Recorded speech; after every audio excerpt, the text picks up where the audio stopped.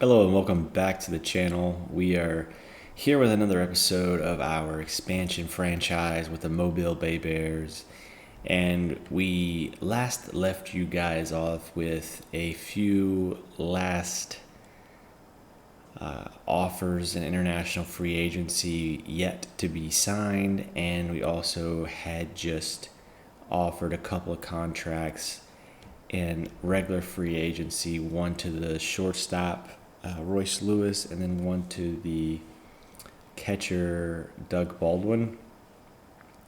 And since then, I've simmed ahead a couple of days in game time, but didn't want to keep going until I started recording again. I wanted to get some recording in, and as you guys can see it as I go through. One thing I will say, a piece of good news, is Baldwin and Royce Lewis both let us know that they favor our offer. In fact, all of the contract offers that we have out right now are favored. And then the two international free agent players, Juan Anaya and Alfredo Orta, both did sign with us. So that gave us 4 international free agent signings. If you add Anya and Orta with Julio Alado, and the one that we really wanted, David Medina. That gives us 4. That is my second highest total. I have done 5 before, and in this playthrough, I believe. But definitely a good international free agent signing period. Very pleased with that. So far, pleased with the free agency signing as well. Jorge Rivera, we like that addition to our team. And then if Baldwin and Royce Lewis go through, our team will be much better for it. And another thing to note is Nico Horner came back from his injury, and I got an updated scouted report on him, and he dropped a star. To be kind of expected. He came off a pretty long injury, and he's almost 34 years old, so he's only a 2-star for catcher. However, he didn't lose anything at second base, which is where we are playing him. So he became a average-ish shortstop, and we are going to play him as a second baseman, and hopefully his ratings aren't affected there, that they didn't show us, because as of everything else, it's just his speed got knocked down a little bit, and then the other things were his shortstop ability. So hopefully his second baseman ability isn't impacted. It doesn't say it is, and we will still start him at second baseman with that glove. But definitely not opposed to a different option at second base. We can definitely browse through and see what we got in the minor leagues or on this team and see if there's a better option, and then maybe we can move on from Horner and see what his trade value is. He's still got 2 years, or this year and next year, with us, as long as we pick up the option. So there should be some trade value there. We'll see, though. I'll do that offline so I don't bore you guys.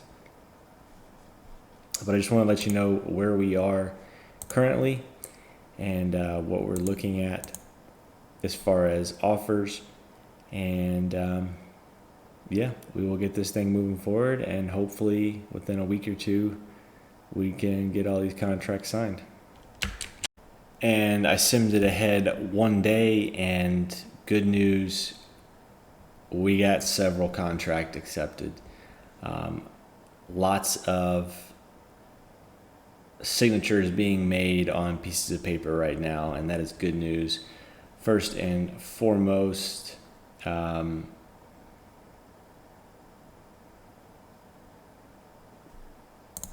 Royce Lewis has agreed.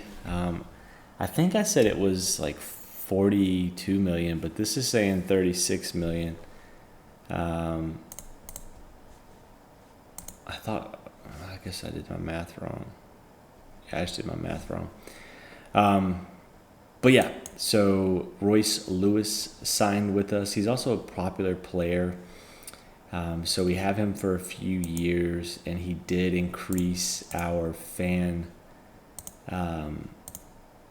interest by 1. It said noticeably, but it was a 50 before, and it's a 51 now. So still take it. Fan interest is definitely a huge thing in this game, drives the revenue, so I will definitely take that. We also got Drake Baldwin to sign for the 2-year deal, so no issues there. I like that. Now we just need to figure out if we're going to, where we're going to put him in the lineup and where he's going to play. Also, all of my minor league offers went through. Most of them were like AA, AAA guys. Steve Loza. I also offered Brett Beatty. He accepted.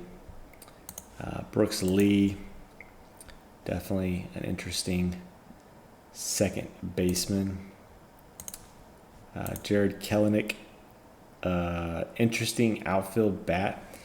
And you get that captain personality. It's just fragile, so you just don't know. So I think there's a chance he could be a backup for us. I think I like him better than our current one, but again, he is fragile. So is our current one, though, so it's probably fine. Also, we had Gabriel Arias and Estevan Florial, which has great defensive ratings.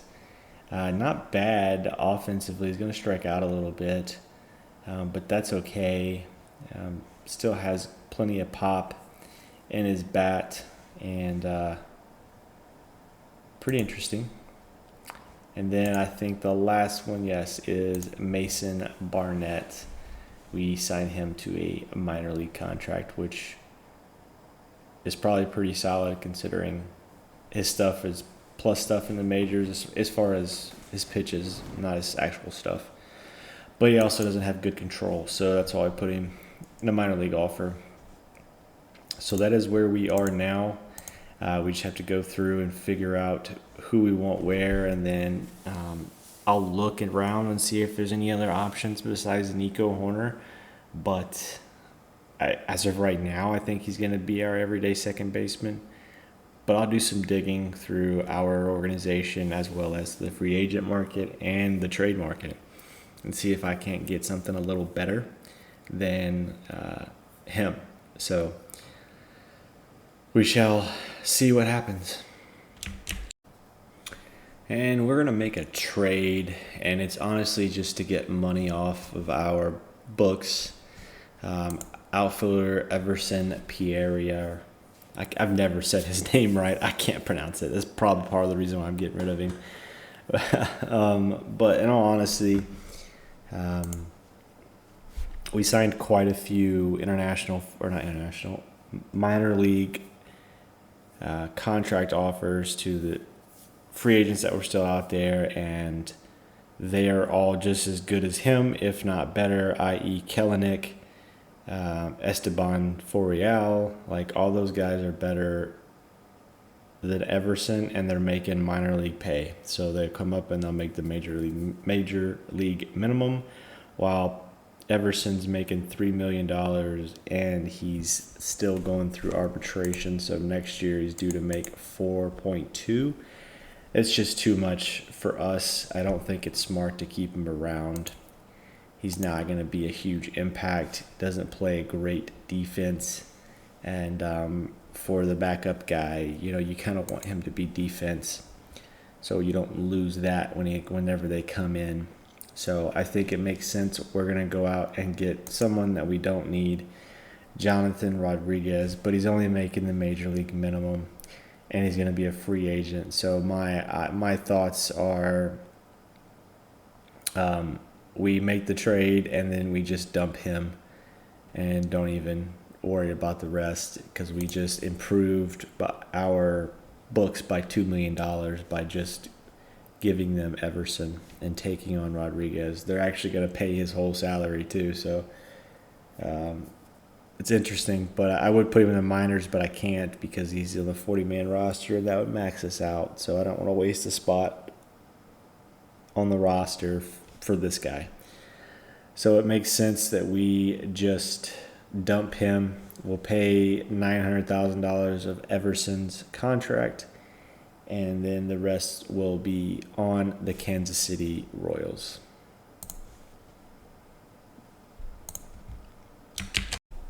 And we're also going to make another trade. I've been exploring this one, I think, ever since I was considering or figured out that I needed to improve this position and that there was a shortstop on the market to improve that position. But now that we have that shortstop, it doesn't make sense to keep them both, because we have depth and that depth players to fill in that role at a cheaper price. He's making a little over $2 million this year, 2.5 to be exact. So we can get him off the books, give us some more money. We're up to $11 million again, and this will put us at like 13.6. So more room in case there's anyone left on that free agent market, or if there's a trade that we like, we can throw some cash in there or take on someone's contracts, more importantly. So we're going to offer up Miguel Garcia. As you can see, it's just the power and the gap power for me. Like, he's probably going to hit better. I mean, he just had one bad season, so I'm probably not giving him a fair shake, let's be honest. But the year before last was also his best season ever at a 101 WRC plus 2.1 WAR with a 299 average and 2 home runs and 44 RBIs. So just not a lot of production from that spot. And I think it's just time to move on. So we are going to get a second base prospect-ish, kind of a utility guy, just going to be organizational depth. He's a minor league contract. He's never been to the big leagues. He's been back and forth between AAA and AA. Seems to be handling that position, or those two leagues, okay, but I don't think he's going to do much in the major leagues. Probably be a serious injury issue for him to come up, but at the end of the day, a little bit of extra depth in AA and AAA, probably more so AAA, and gets the $2 million off our books because we don't need him now because Royce Lewis is there and we have plenty of utility guys to fill in for those off days. So we're going to complete this trade. Don't really get anything back in value. We just get our $2.5 million back, essentially.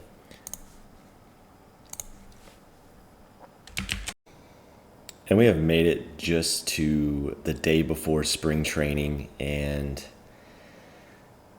still have my eye on the free agent market. A couple of guys still pique my interest. I just don't know what to do with them. One being Mr. Ozzie Albies. One, he's 34 years old, so that's why I didn't sign him to begin with. And two, I just don't know where he plays. You could argue first base because that's where he is highest rated, but he's only 5'8", so I don't know how that translates to a first baseman, although I won't deny the fact that he has a very good bat.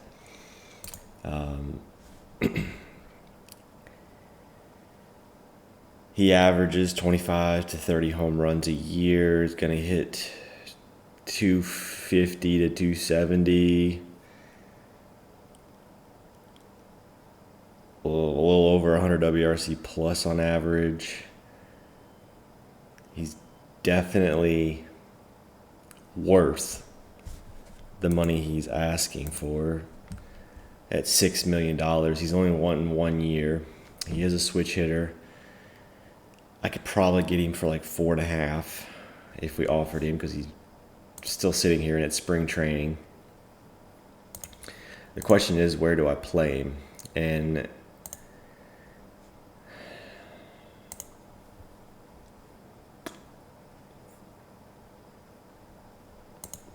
because currently we have Luis Garcia slotted in at first base, who's going to be a much better fielder, going to steal more bases.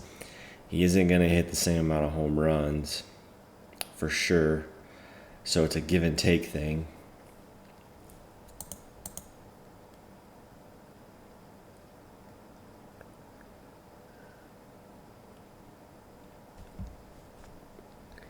Although Garcia could play the outfield, but our outfield's full too.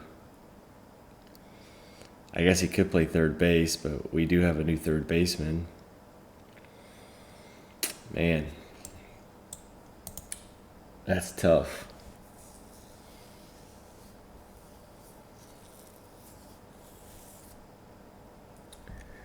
As far as DH, I have Juan Cardenas in there.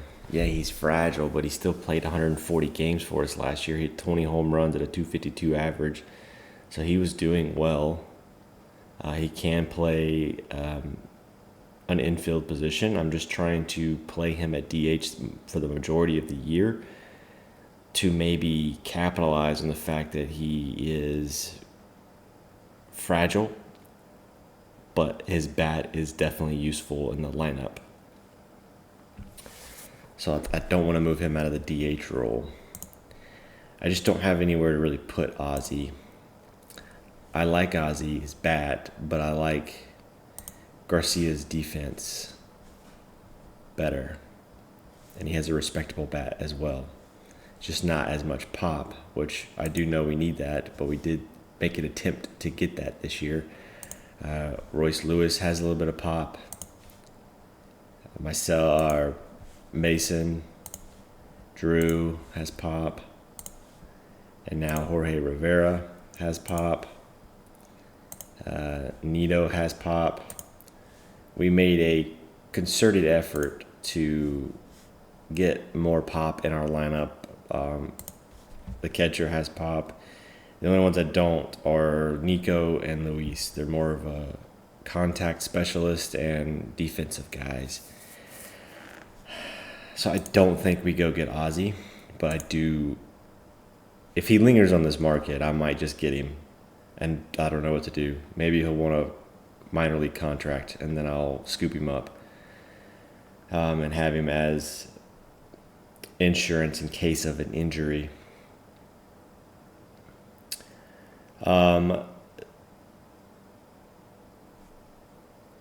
There was one more player, but it appears as though he was scooped up. Nope, there he is. That's Chris Montgomery. Very familiar to us. Played with us the last 2 years. Did solid 2 years ago. Struggled last year. As you might remember, he has our team's only no-hitter. He's currently wanting $4.2 million. Unlike Ozzy, I do have place for Chris. It would just involve me having to get rid of someone. But I can make room for Chris, and we do have great prospects coming up. And I was going to use Ethan Wheeler as the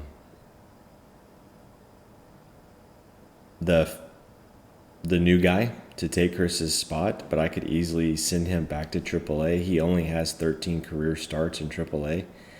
Could send him back to AAA and see if we can't get that changeup and that stuff developed a little bit more and make him ready for the major leagues. He's just 23 years old, so if we can get him up later in the year or even next year, then I wouldn't be opposed to it. Also, you have Darnell Sannon. Like him, he was actually our best pitcher last year, ERA-wise, in the starting rotation. But I do think that may have been a little bit of luck, but at the same time, maybe not. Not a bad profile, but nothing that's overwhelming. And then you have Jose Cornell, but Carlos Hernandez, who's a bullpen guy for us, but has started and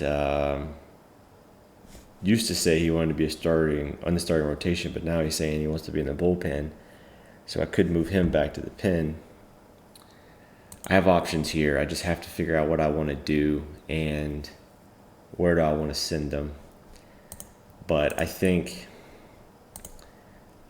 I am kind of leaning towards offering Montgomery like $2 million or something crazy. He's wanting 4.2. I thought about offering him 2 and just to see what happens. If he takes it, then we figure something out. He does have an option year left too, crazy enough. He only had one bad year for us, and even then it wasn't terrible. It wasn't great, but it wasn't terrible. I think I'm going to offer him a 1-year contract at like $2 million. 2.5. I'll do 2.5 and see what he says. He's not a fan. All right, you want to play hardball here?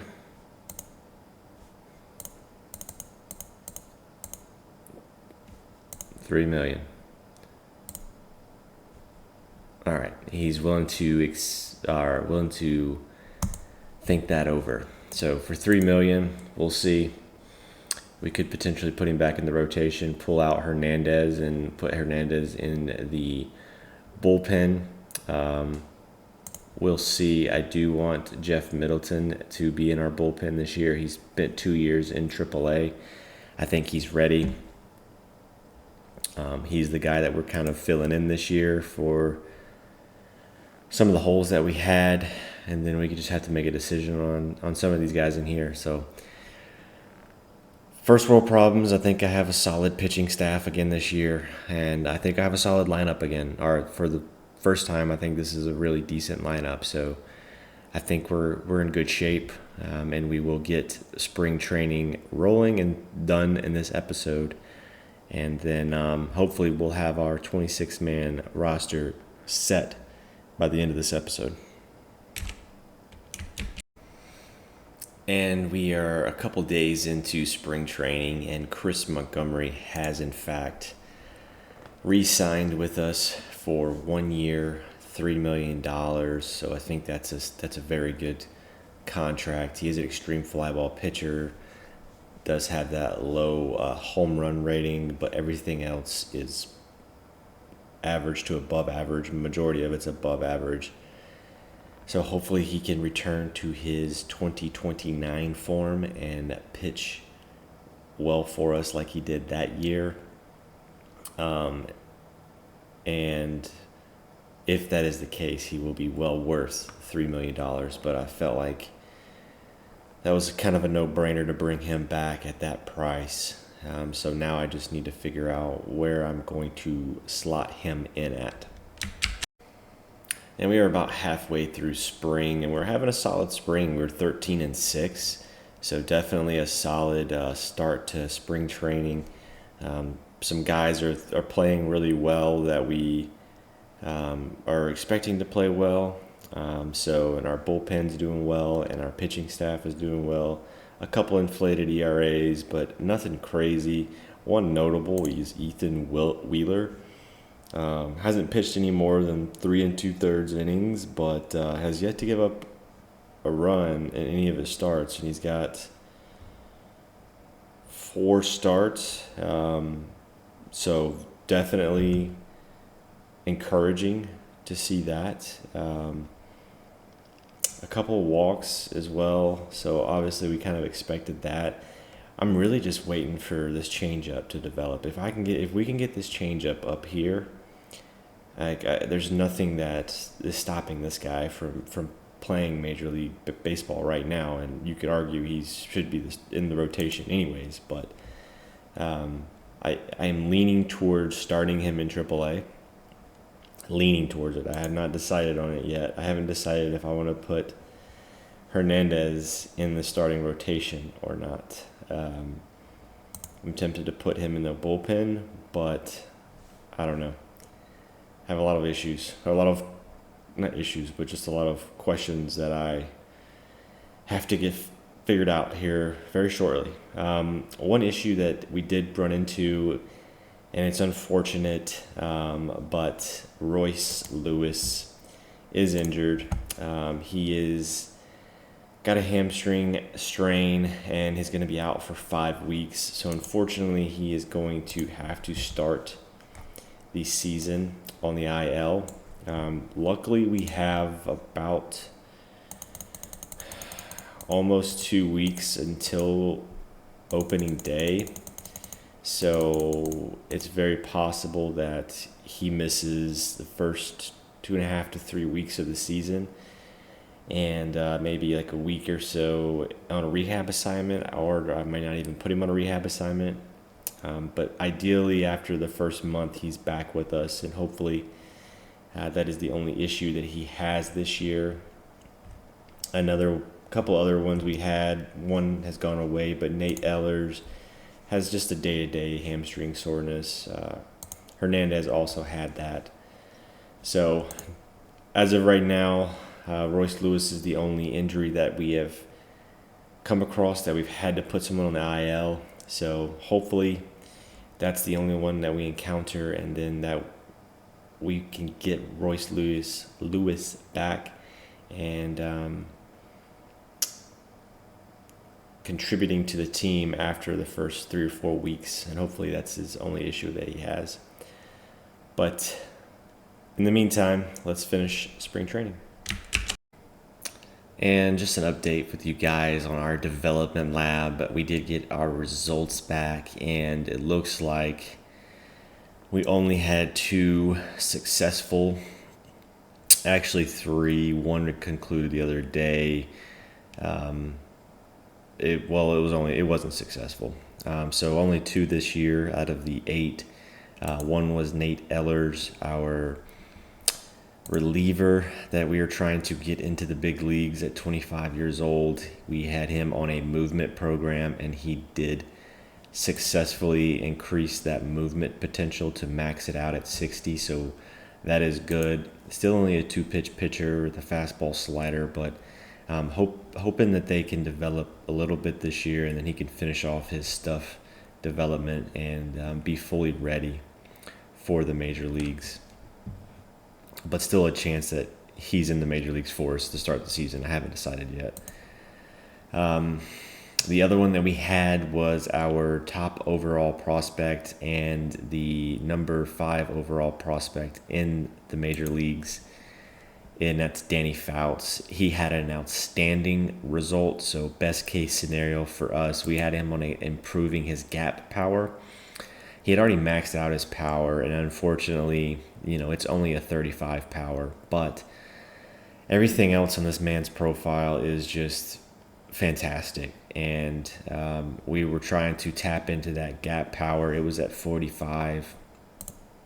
So what he did was he improved his gap power from 45 to 50, but it was an outstanding result. So instead of it just being the improving on the current rating, he also got a potential improvement as well, up to 65.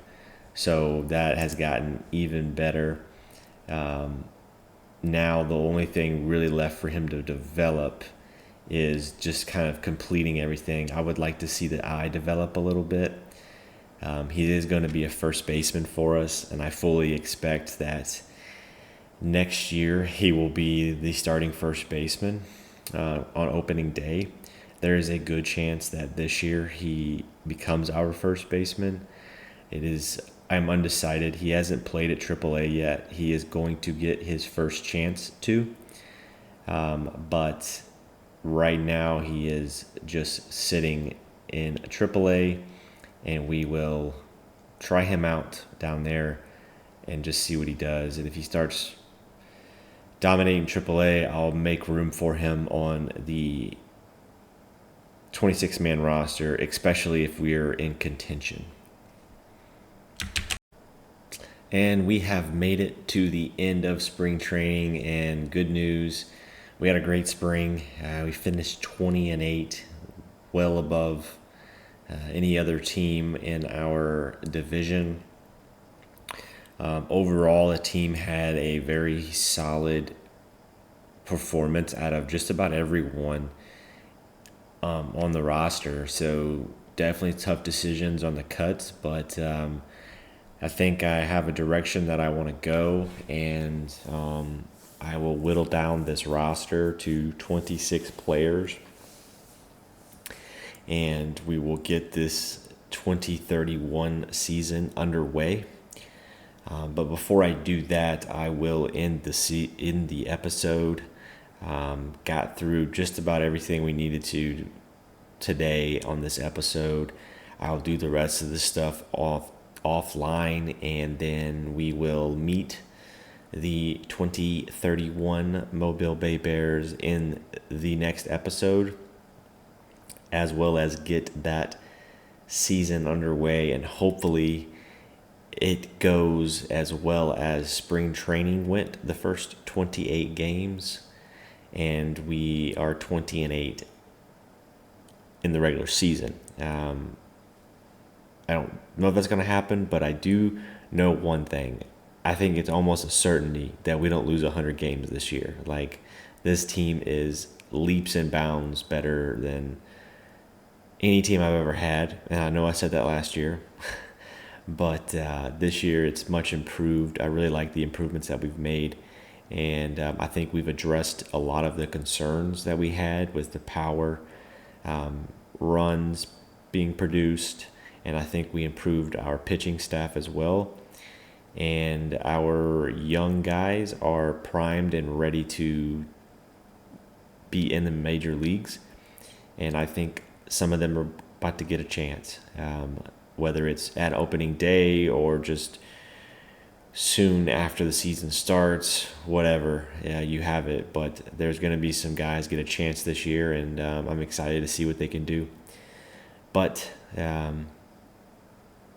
without further ado, let's just go ahead and end this. I will get to work behind the scenes getting everything finalized, and then I will bring you guys the final 26-man roster in the next episode. So thank you so much for watching, and I hope you have a fantastic day, and I will see you guys in the next episode. Have a good one.